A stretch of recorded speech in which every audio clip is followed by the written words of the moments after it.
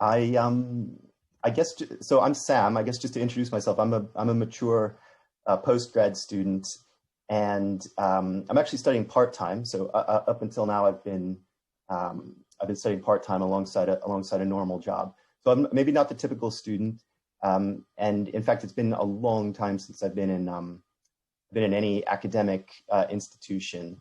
And I actually try to practice gratitude that this pandemic came along now instead of maybe 10 or 20 years ago, when a lot of these technologies weren't available.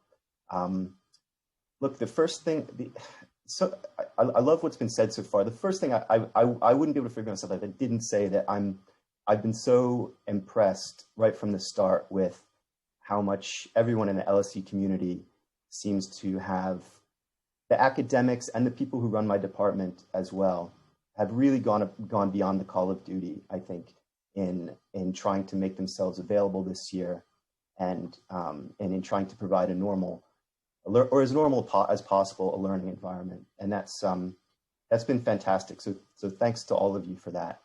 The students have been inspirational as well. I was going to say something about, I'd planned to say something about recorded lectures and flipped lectures and seminars, but what this conversation has showed me is you've all put so much thought into all that already. I'm kind of abashed, actually, that you've thought about this more than I have. And there were so many interesting conversations that have been going on. I'll pick up on a couple of things that Bolo Atife and Yuen said.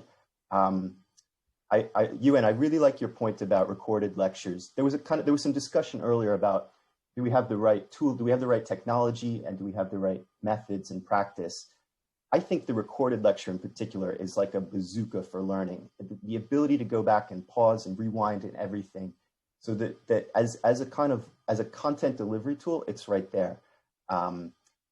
In terms of the things that go on between the classes, and I think and I know that this occupies your thoughts because you've talked a lot about that.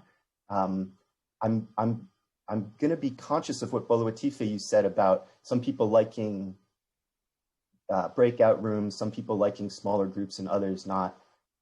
For me personally, I find that there's a kind of magic number of students if we're talking about learning outside of the lecture setting.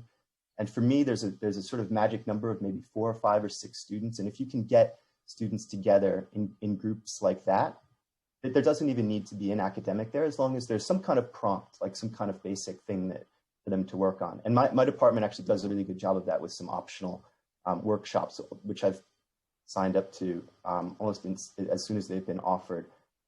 So I guess this is just a kind of half-formed thought, but finding more excuses to do that sort of thing, I think would go a long way. I think I've gone over. I could talk more about the social stuff and everything else, but maybe in the interest of time, I'll stop there and see if people have questions. But just want to say thanks very much, and it's been great to hear all of your thoughts and everything.